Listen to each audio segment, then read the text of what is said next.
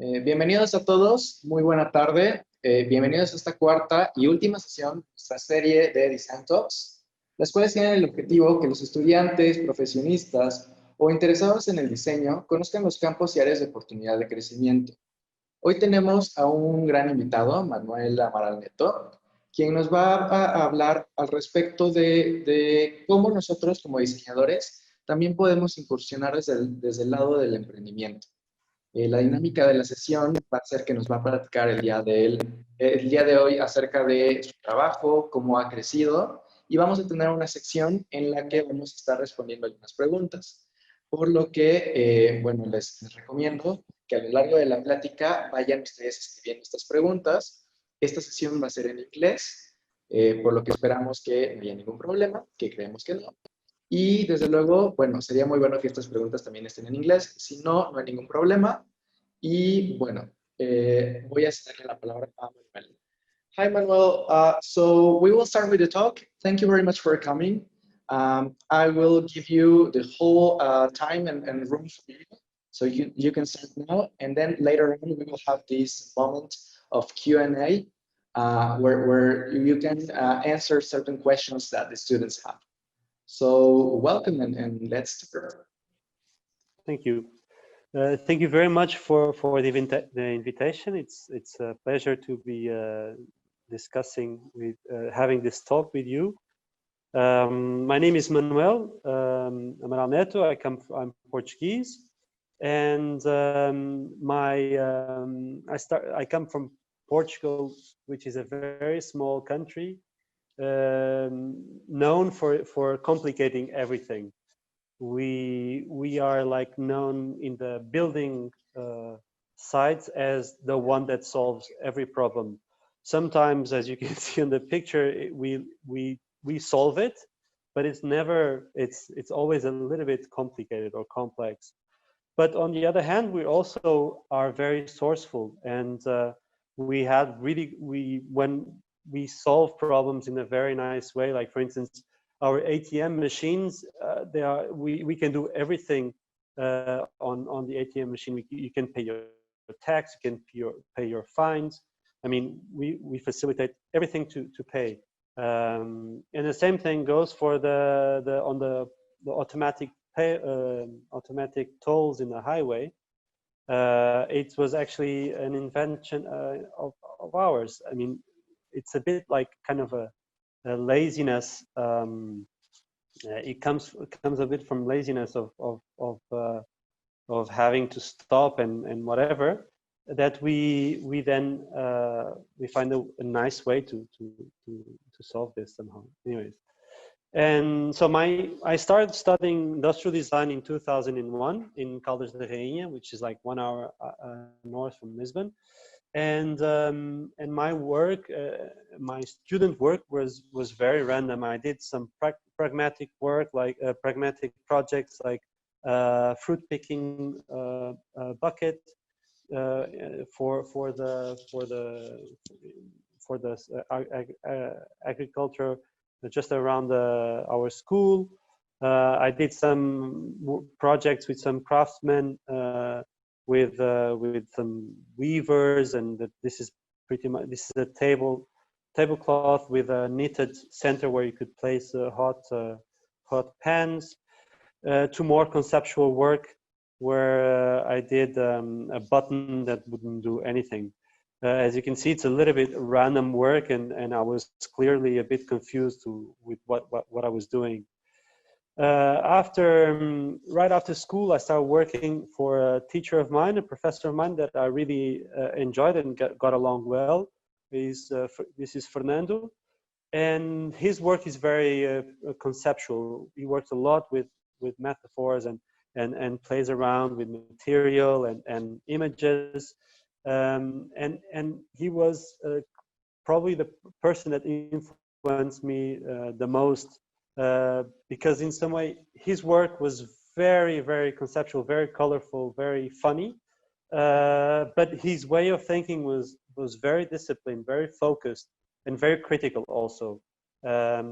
He was clearly probably the person that influenced me, still influences me today. I worked with him from 2006 to 2009, pretty much, and then I moved to Holland. At this time, Portugal, it was hitting the big crisis that some of you heard, and so work in Portugal was hard. It was always a little bit complicated, and so I thought I might as well just go, and I went to the Netherlands to work with Chris Kabel. He's a designer in Rotterdam, and he has a pretty much the same way of working as Fernando. Very conceptual, very disciplined, but with the difference that the Dutch are a lot more hands-on, very much doing, and we Portuguese, we like to think and sometimes overthink things, and arriving to Holland and being confronted with this reality, or this society of having of wanting things clearly in front of you was also very exciting. Rotterdam was a city where everything was possible in some way. Like I was living with architects, with dancers, with musicians, and all of them were very ambitious and very they say they enjoyed very much exchanging their work, and so with Chris, I pretty much, I think I came back. I lost this thing that I thought I liked, which was working with more conceptual work, and I went a lot more into closed briefings, closed ideas, not closed ideas, but more working with more precise concepts and very developing them very well. And I think this was starting to work with me. And then again, he was also one of the persons that influenced me again to go to Switzerland to study. He was a teacher there, and somehow it is all kind of went into place, and I went to ECAL essentially because I wanted to focus on design, on developing designs, and what happened there was a bit unexpected somehow. It was very special experience, sometimes not for the best reasons. It's just an intense time, as you well know. And the nice thing about ECAL is that they give you the opportunity to work with established brands on precise briefings, and this gave me some assurance. Working with precise problems that the market would give you was giving me some comfort, in a way that, or not comfort is not the best word. It was giving me a proper challenge, whereas when I was thinking of conceptual work, I was always lost. So we had the opportunity to work with brands like Casina or Baccarat, and it was always very challenging. The teachers there, they're very ambitious, and every morning when you go to school at 8 or 7 in the morning, sometimes there are already other fellow students working there, and so the environment is very proactive. You feel this machine going always forward. So you start having these kind of checkpoints, like at the end of the week, or even at the end of the day, you always do a flashback and try to figure out what were your lessons that day, that week, where did you move forward. And so I think the biggest lesson I had from ECAL was actually gaining a lot of discipline and ambition, and to somehow put myself always out of my comfort zone, to always try and learn something, and always try and figure out something. And this is a great feeling that ECAL kind of allows you to do it. After ECAL, this was already 2013 or 14. I came back to Portugal. I didn't want to actually, but or it was not my first. What I wanted to do, like I wanted to go to a big city and work in a big studio or work with whatever. And then with my girlfriend, she's not Portuguese, she's French. She actually pushed me to go to Lisbon, and at that time Lisbon was a very interesting place. Was still suffering a lot from the crisis that happened in 2008. So this was already 5 years ago, no, 6 years ago, something, 6 years after. So companies and people, they're already different, and then you could feel that the city was a lot more proactive and a lot more trying to move forward and out of this situation. And the Portuguese are very conservative people, so they don't like new things. They like to always be in this this kind of what was old Lisbon, what was the past, and they like this comfort. But due to circumstances, we had to move and push ourselves to go out of this this uncertainty and do things. So my generation started to actually be more hands-on.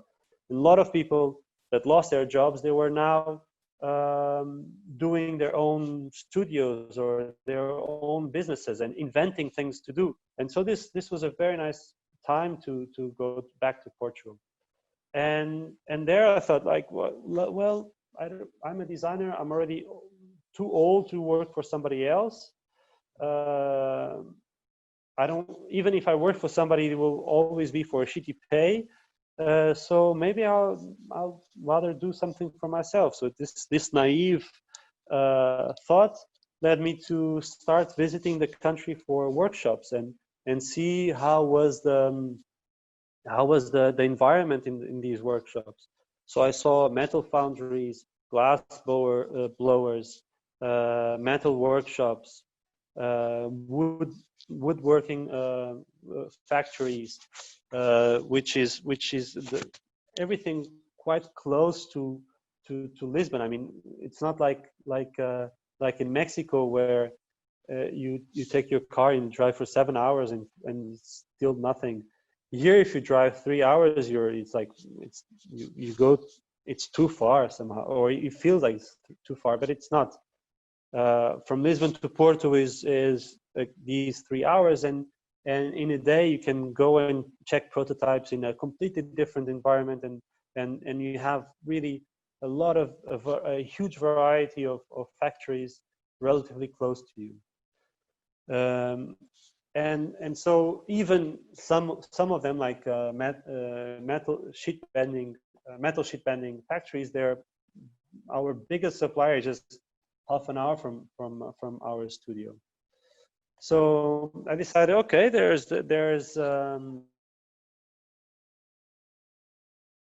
are nice factories around, so I'm a designer, so I can design stuff. And then I looked back and I thought that what is also nice is that after all these years in Holland and Milan and wherever I was in a few other cities, I already start gaining a nice network of very good and young talented designers. So I thought, let's bring them together and try and develop new things. And opposite to where my suppliers are, these designers, they're working sometimes thousands of kilometers away. So Skype at that time, unfortunately Skype is already obsolete, but we were doing a lot of Skype meetings, checking prototypes, sending prototypes now back and forth, and it was a very nice, it was an interesting way to work, and it was very exciting. So I challenged a few designers for the first collection, or for a couple of products that I would like to have developed. And for instance, Gerhard Kellerman and Anna Helvan, they developed a glass set that was very nice, but we actually took it now from our collection. or from industrial design that they are our former colleagues from ECAL and very good friends. Gerrit, Frank Michels and David Gekkeler, we met during Saloni Satelliti in 2014, and we got along really well. So I challenged them as well. And Joshua, he was also studying at ECAL a year above us. And so I thought, okay, I'm going to put these guys together, develop some nice products, take some nice pictures, easy. Then I'll do some presentations, some public presentations, also quite easy. I mean, easy in terms of doing, it seemed. And last year we still did a very nice exhibition with our friends Toby and Cesare again from lighting, where we put our products together, and they were working really well, and it was a really nice show in Milan last year. So it's also nice to have these these collaborations happening with different designers, different influencers or whatever. Has been quite a ride so far, and then even last year we got awarded the German Design Award for the system that From Industrial Design designed, or the Plia shelving system. So everything seems very, very nice, and it seems like it's very exciting. But also it's a lot of work, and having a furniture brand takes ages to go somewhere. You need to build confidence, you need to build so many small things that as a designer myself in the beginning I was not even aware of. I was really naive and childish, almost thought of just take some pictures, post them. To nowadays with Instagram and whatever and Facebook, it's easy to get everywhere. It's easier, but it's not obvious. And so last year, actually exactly a year ago, I got together with two friends of mine, Shika and Tomasz, and we established finally a company for Util, with a purpose to build and develop Util as a proper business.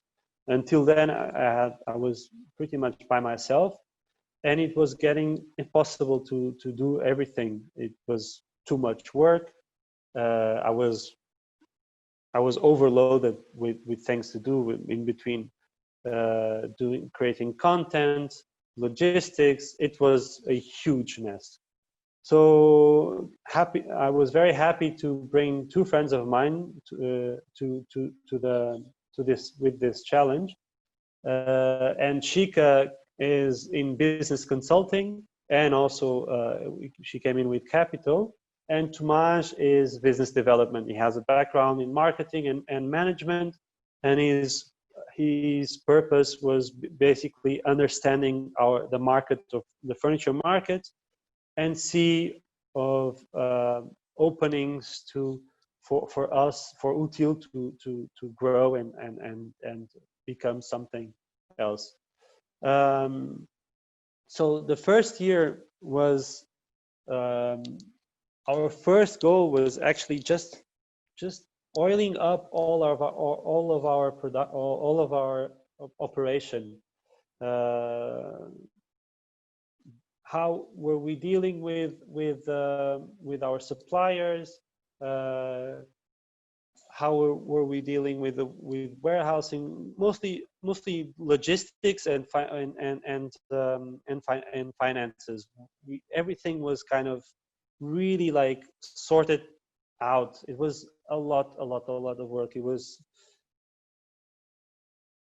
was actually essential to do this. Otherwise, it was almost impossible to be here today. I mean, and then the biggest investment was actually a website and everything that is connected with the website. So we wanted to make our message clearer. So we were having workshops with branding guys that helped us clear to make our message more clear, to be more focused. All these things that were kind of a bit lost a bit before. So it was a whole year to put everything, all these pieces together. And this would culminate on a website that would translate one of the biggest, that would try to actually fix or solve one of the biggest fears that the furniture market has, which is not being able to touch a furniture piece, right? So we wanted to our in terms of market go-to-market goals is to sell directly. And for that, you have a lot of investment in images, in website, and all the back office, all the client management that you have to do. So our website had to be very clear, and it had to in the best way possible try to answer all the possible questions that not all, but as many possible questions that the client could have, and also supply all the materials that they would need, like 3D files, samples if needed, a lot of context pictures. So we try to produce all this information that would to narrow down the doubts, the decision making, to ease down the decision making of our clients, and of course invest a lot in social media. It's obvious, like you see it every day. They're like all the brands now are selling through Instagram, one more than others, but it is not an obvious, as some of you probably know, it is not an obvious thing. You don't just do a post and you start selling. It's a lot of work, and each market, each country has its specific its particularities. Like selling in Germany is completely different than selling in England, for instance. People read social media differently. So in some countries, social media doesn't even work. You have to work with PR agents, and so it's very very fine. All these details that you have to sort out and learn. It's every day. It's crazy how much how much insights you have and how much you learn.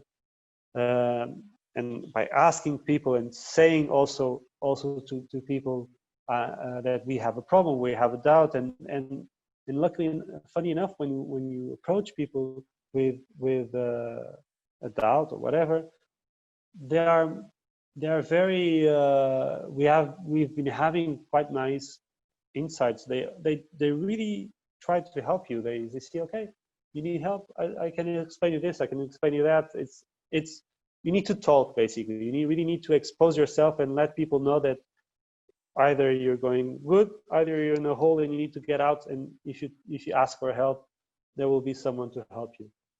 And but again, going back to these websites, and it's a really a pain, because then you go into these analytics and you get lost in these possibilities to learn from the people that just land in your website. It's quite a meticulous work that I was very skeptical about since the beginning, and now thanks to Tomasz, he's also been learning a lot about this and seeing openings or opportunities to develop the business further. And and it's like it's been quite an interesting process. Obviously, we cannot forget that we are designers, and or this is a design brand, and that we are still developing products. We still, there's one thing happening, which is going looking for business and looking for the letting people know that we are there, and also always be very careful about how we communicate this and what we do, and we have to be very honest, and never lose track that we're doing this for for um, for uh, for real people and for real homes that really exist. So we cannot show an image that is all clean, all white background, beautiful. You also need that, of course, but you need to be honest about how these things will be showcased and presented, and usually what they say is that the client is usually uh, done in the sense that um, he needs to be shown how you can use a fork almost, otherwise you will not get it. And with furniture such as a stool or a bar cart or a shelving system, you really need to show them, and constantly and very often, images in different contexts, different uses, so that people will see, I never thought you could sit on a stool almost, um, obviously this is all very nice and looks all very very very neat, but in the background it's a quite messy. And when you have a big order for a retailer, you can easily get overloaded with boxes and packing, and it easily can get a complete mess. So that's why, again, having the operations very well oiled up, you will know where the freight, how the things will be packed, and where the things will be packed, how they will be shipped, where is the warehouse. So it starts becoming quite complex on how everything is kind of how this chain is connected. But then again, we cannot forget that we're again designing for people that live in real homes, that do they eat and drink like us, and this is what we always have to remind ourselves how we get there. It's just a lot of work, but we we have to always keep track of this reality of this, of what people need, and how the world is also changing.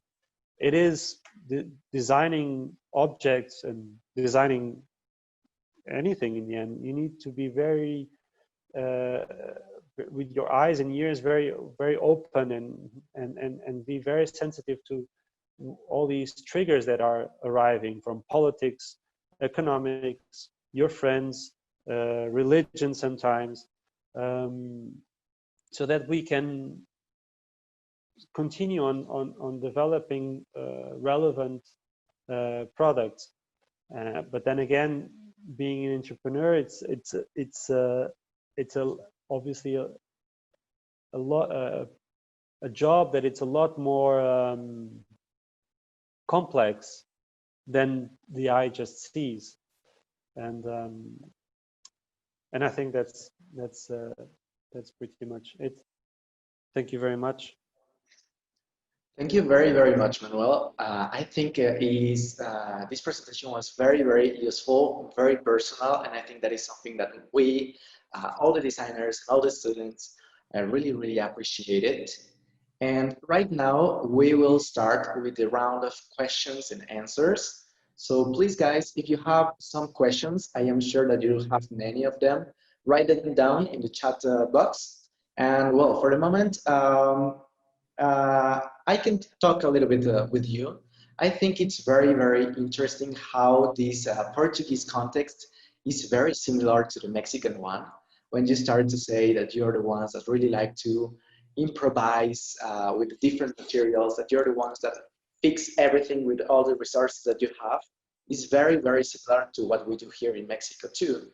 And it's a very good idea to take advantage of this lateral way of thinking.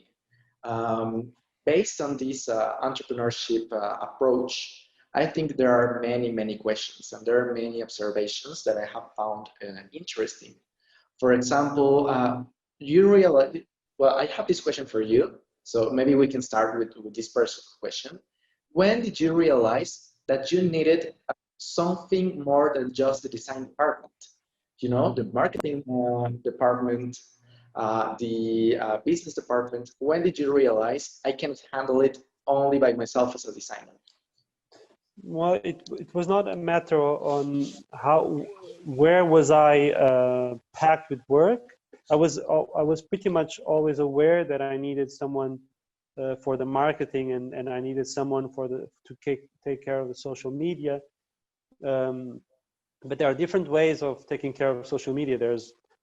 I was already doing posts every now and then, but that's one thing. Reading what the digital world has to give you, like in terms of your website traffic tells you, what your engagement on Instagram tells you. That's another thing that it's a lot more. It's a science pretty much that not many people know, and not many people are very like specialized in. I mean, even the specialists, they say, I'm doing analytics since 10 years and and I still haven't figured it out. The problem here with Util was that it was growing very slowly, as it was growing, yes, very, very slowly, but with good connections to the market, with good collaborations with retailers, mostly in Germany. And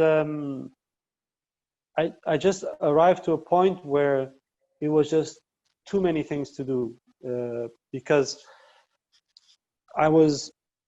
it's not that I wasn't aware. I was just not. I didn't even have the time to look for someone to help me pack things, for instance. And luckily enough, I had some interns last year that they were wonderful, and they helped me, not obviously just packing, but also doing new pictures, doing product development, all these almost invisible things that are just very needed for the business to grow. But I think I was actually, it was not that I was aware, it was just that I was lucky that I found two friends of mine that were also dumb enough to get into this business with me. I mean, dumb and brave enough to do it, because it's like, yeah, it's people that are in a certain, they are people that are in a certain phase of their lives yeah, one of them has a bit of money, one of them comes from a entrepreneurial family also, and wants to do something for herself. So and because I was close to her, she said, let's talk, tell me more about your business. So we spent like months discussing what was my business, what are the problems, what we can do. And then Tomas, he actually did also a leap of faith to help me. He lost his job, and he said, okay, I think I can help this guy. So he came here for 3 or 4 months for free, just to his goal in the beginning was just to organize my agenda. And he thought, it's not his agenda that he needs fixing, it's the whole thing he needs to sort out. And so he slowly got to learn a lot about the business and the operation, and he slowly started figuring out and learning again about the business, because he knew nothing about the market, the furniture market, but he's a quick learner. And he quickly figured out where the opportunities. So together, us three, we discussed and thought, okay, there is a plan. Let's do a plan and let's go forward with this plan, which is what we have been doing the last year, and it's thought out for the next again for the next other 2 years. Okay, well, yeah, it seems that everything kind of comes naturally when you start moving on trying to project this idea that you have. I will start with some of the questions of the students. Now we have a kind of big list of questions. So I will start with Luis Alejandro's question. With such big furniture brands nowadays, how hard has it been to compare with them or find your public? It depends on how you see the big brands. What are the big brands for you? A big brand can be B&B Italia, it can be Vitra. It just, you need to figure out who is your real competitor. I mean, I'm not competing with IKEA for sure. I mean, that's not my market, nor is B&B Italia, nor is Vitra. But there are other smaller brands, and some also try other brands that are trying to turn the business to a more digital way. And this is pretty much where we see the opportunity is to be very precise and be very disciplined in turning the business into a digital world that we're living, which is kind of a contrasense because we are doing physical goods. So, and that's also again the challenge. I mean, we are packed with software and apps and everything that we forget what is actually a product somehow.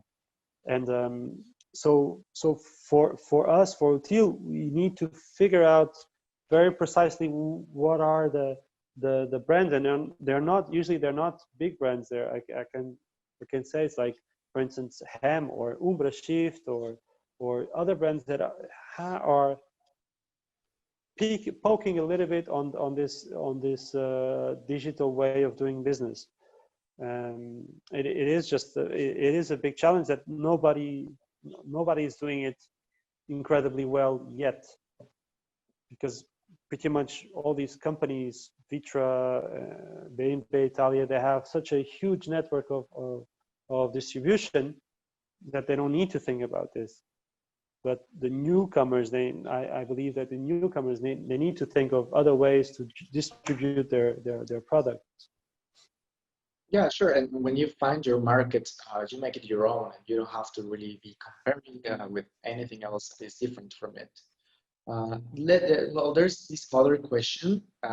It says, can you explain a little bit about your experience, starting with some sales, how they evolved with time?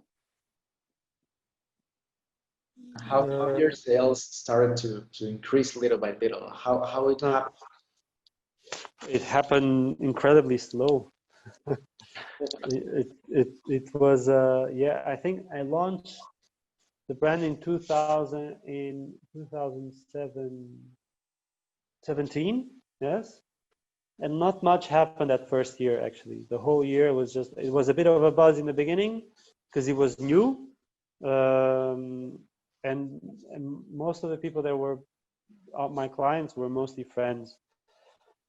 It only what happens, one of the particularities of furniture companies or furniture brands is that you need to be in the market for, that's what they say also, you need to be in the market for at least 4 or 5 years, some say even 10 years, until you have enough, you have gained enough confidence for the client to be able to buy it. Like, for instance, the Asians, they never buy anything that is new. They come to you and they say, oh, yeah, nice, very nice stuff, but they will not buy.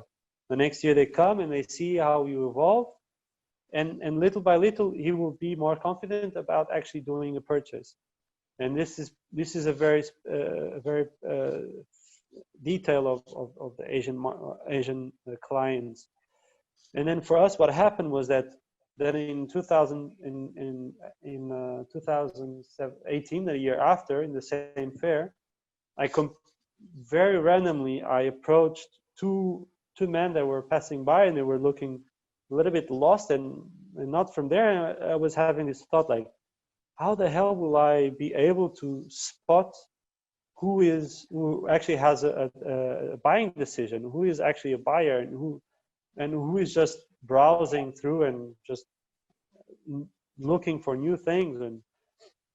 And as this thought came in, it went away. I thought it's impossible to know unless you keep track of a list of names and pictures, ID pictures of, okay, this is the guy who's buying for Conrad. Perfect. I'm gonna see if I see him. It's not gonna happen like this. Anyways, these two guys, they passed again. They come back. I was like, oh, funny, they're here now. You had like they were all dressed in dark colors with nothing, just a Leica camera, like a tourist. And one of them had a really nice watch, kind of a military watch from the 50s. And I asked him, that's a very nice watch you have there. I think it's my grandfather's, he said. It's a very old one. I can see it's very old because it was really one of the first wristwatches that were, and the first people to use the wristwatches was actually the military, and he was German. Go figure. Yeah, sure. And so he this kind of unblocked the conversation, and then when he looked up, he saw Util, okay, furniture, nice. What? Tell me more about it. And I started explaining, and then in the end, he was the owner of a big retail chain in Germany. I was like, it was completely by chance. And then the guy who was sourcing the products came after. So they were literally very interested right from the start. But at that time, I had only prototypes. They were not finished. It was not a finished product yet. And they were asking, so when is this going to be finished? You have a price point already. All these questions are, okay, this is going to be serious. And then we continued on discussing and talking until they only did the first purchase a year and a half after. So this is a very, very, very slow process. It was a lot of sending prototypes, testing packaging, testing a lot of things until they were like, okay, now we can sell this like we want. And then they did finally purchase. So it's growing very, very slowly, but steady, luckily enough. Yeah, sure. And also, it takes a lot of strategy and also a lot of patience to see it grow. Based on this question, before starting to the next one, so do you consider that you had a moment of like a booming of your brand? Did you have a specific year or moment where you have seen more sales, or that you could finally grow a bit more as a company? Yeah, last year was actually very good. We grew quite a lot in terms of we got more retailers.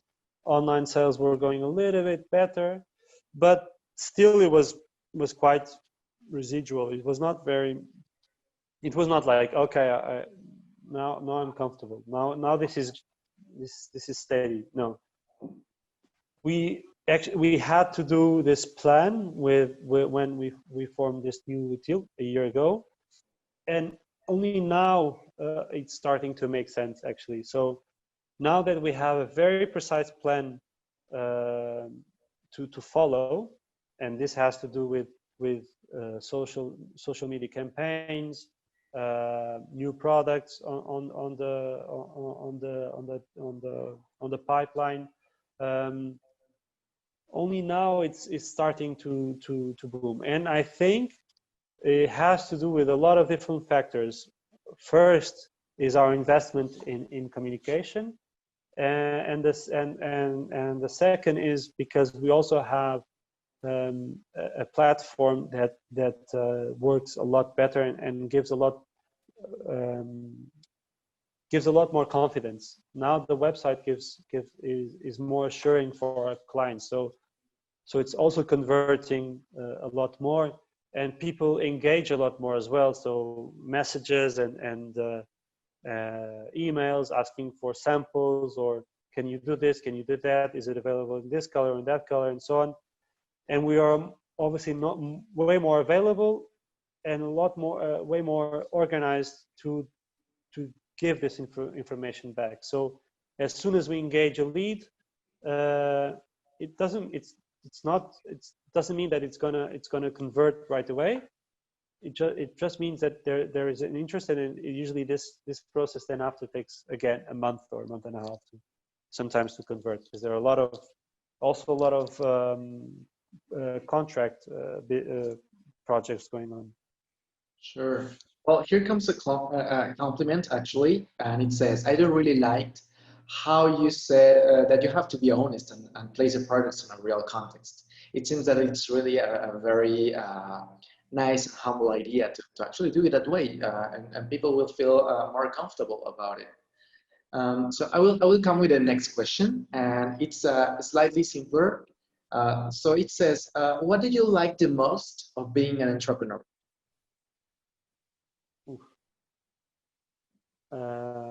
I don't see myself an entrepreneur, first of all. I don't like this.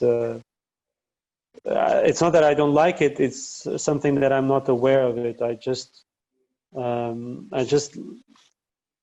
I like doing things. I really enjoy it. And I like learning about doing more things, not only just designing, but I love making pictures, for instance. And this is kind of it feels a bit like my playground.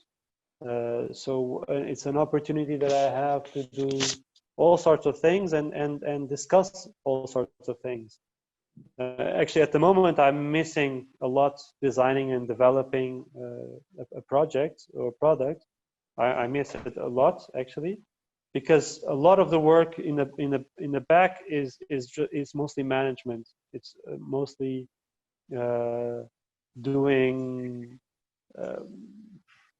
Yeah, today I spent the whole day in a van picking up and delivering things, and and tomorrow I have a packing day, so for instance. But then next week I'm doing editing a video. I'm gonna edit the video, and then also I have some pictures booked for next week. So it's very, very diverse.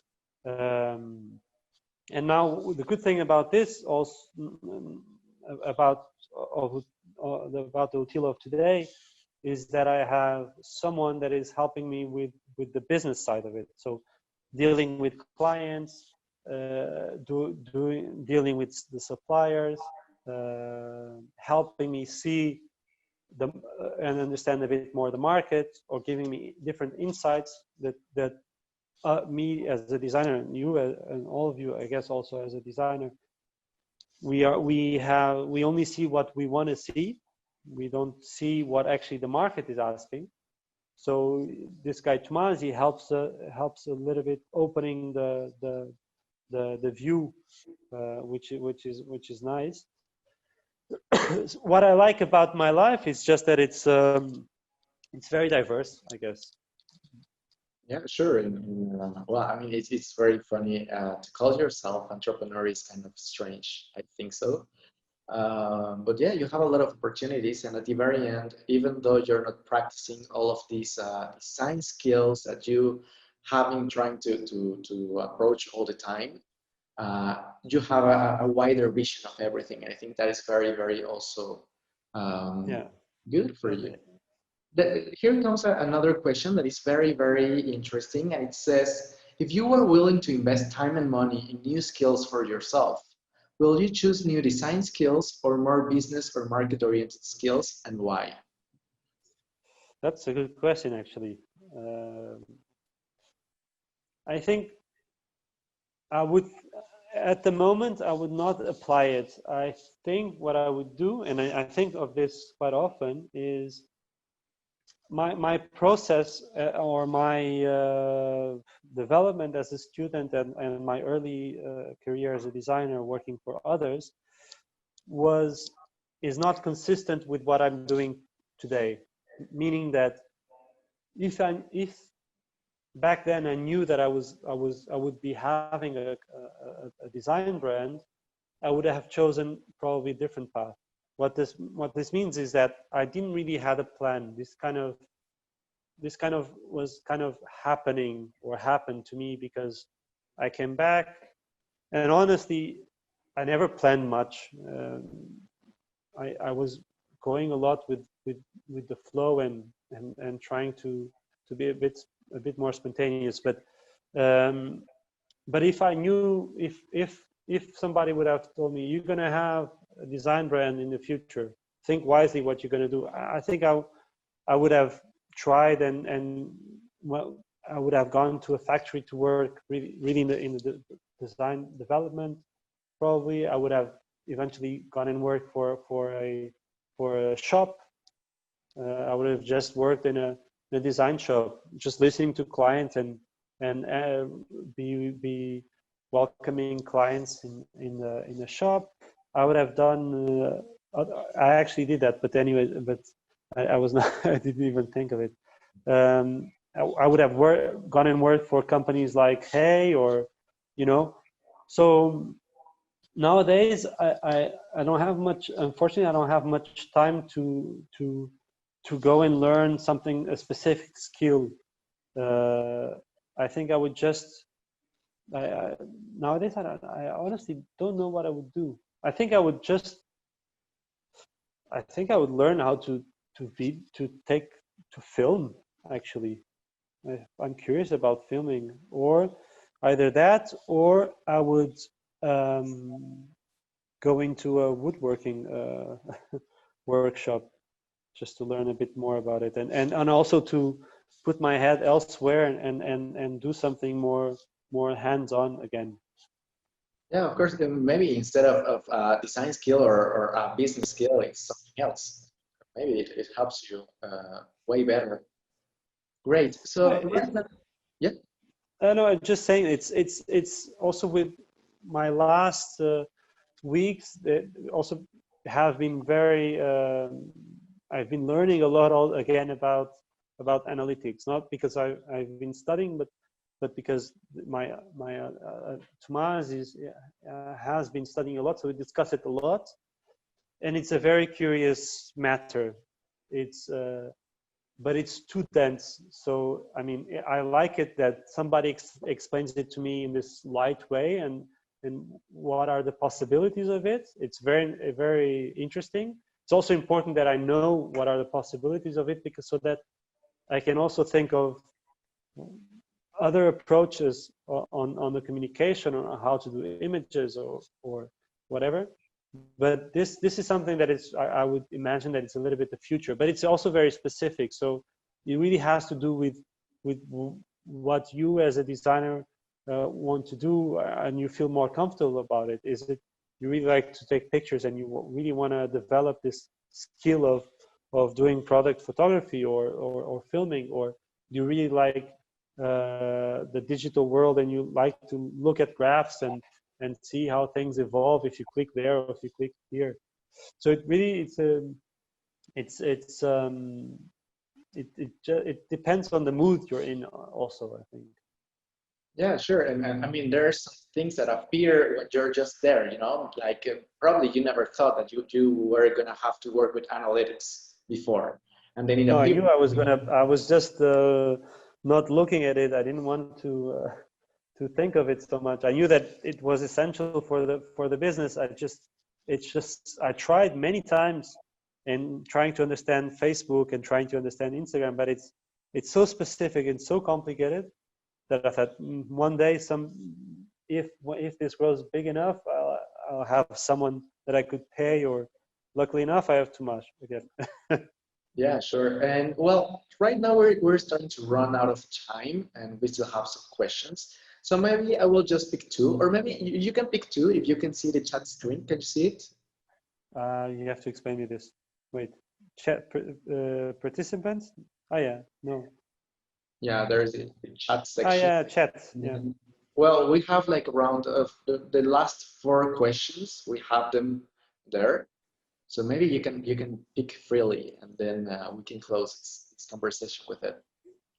Do you have any tips in how to curate content and how to share the core of your brand through social media? That's a tough one. That's a question for the chicken egg, I think. I think it's a lot about testing. You have to do what feels right at the moment and see how it engages. But this is a little bit. I think I have this opinion about design process in general, which is you need to go very, very wide. You need to test a lot to see what works.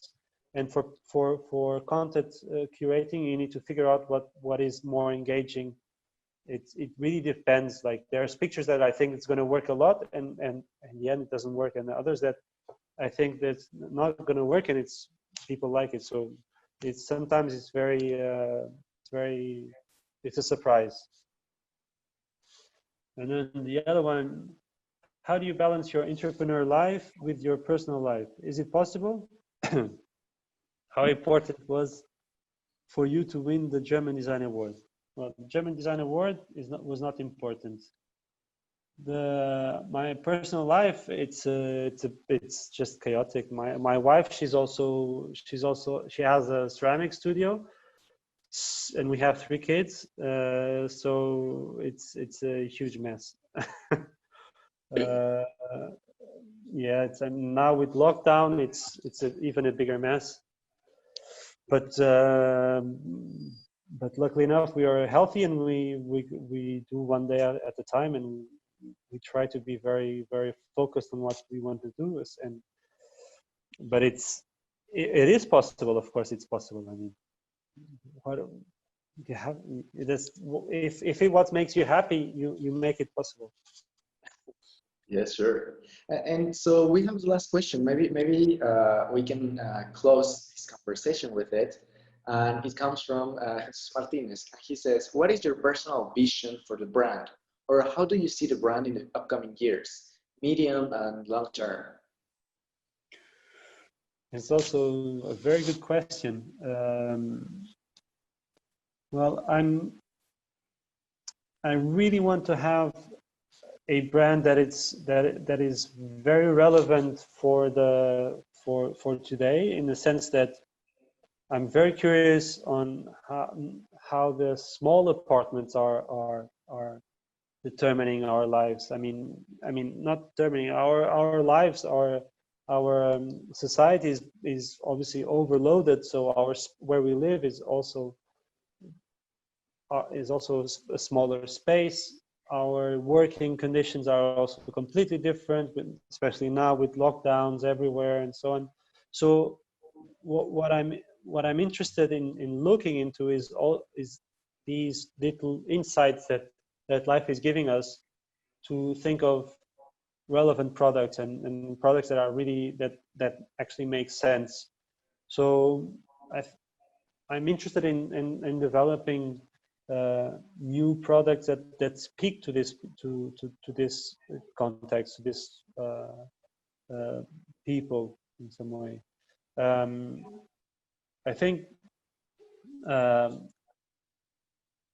it's very hard to predict what's going to happen. I mean, we can do the best we can today, and still is not enough, or we can not do much, and then we are lucky enough to have our audience bigger and bigger, and having more and more clients. So it's a bit of a risk. It's also kind of you need to trigger the right buttons so that it brings you fruit, brings you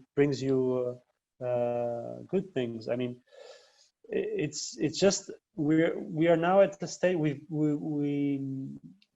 basically with Util we got delayed like 4 months with the launch of the website. So everything got delayed, and everything was very, very hard. Just like a month or 2 months ago, we were like really in a complicated situation. And then we started asking people and telling people, hey, we want to do stuff, we have to do stuff, and because everything else is a bit slow and late. And then things, as soon as we started doing things, as soon as we started posting and being more consistent in the networks, things started happening. People are engaging a lot more. our sales are going a lot bigger, and we're trying also to figure out new products. So it's only going to be, I think, not easier, but I think we're going now for declinations on a product that we're already selling quite a lot, so that we are sure that it's going to have a commercial impact. Because at the moment we really have to be, each step we take has to be very, very precise, and we have to have it has to be how do you say, I'm missing on the words. The investment we make has to make sense at the moment. It has to give profit at the moment. Otherwise, it's going to be very hard. So it's a complicated stage at where we at the moment. It's not the nicest, but it's the realist. It's the what it's happening. Yeah, sure. And I also think that the people and the market are starting to understand the values of your brand, and I think they're starting to become loyal, to really see what you're trying to achieve as also as even personal values. So I think that is something that is going to stick for kind of some time, and that is very good. So for the moment right now, we close the conversation. I thank you very much for taking your time, for being able to come here in these difficult situations. I am very sure that all the students and all the people that is coming in this conversation is very happy with all that you have shared. There are so many ideas or many things that they haven't considered about entrepreneurship, and also exercising entrepreneurship, being a designer. And so I thank you very much. I don't know if Moises has some words for it. No, just again, Manuel, thanks a lot for sharing with our students. It's really good for them. Especially, we have like a couple of groups now working in projects of this type. And they are actually launching their own brands in a couple of weeks. So I think you came in the perfect time for them. So thanks a lot for your time. Thank you. It's my pleasure. Thank you very much, and thank you guys for all of you for coming to this last design talk. So right now we're closing up all of the series. We will be sharing later on these recordings, and then so you can also check it out later. And well, I hope that you have a very nice rest of the semester. Thank you very much also for all the other people that is interested in these talks, other designers, other people that is interested in this field. And I hope to see you soon. Thank you so much again. Goodbye. Thank you. Bye-bye.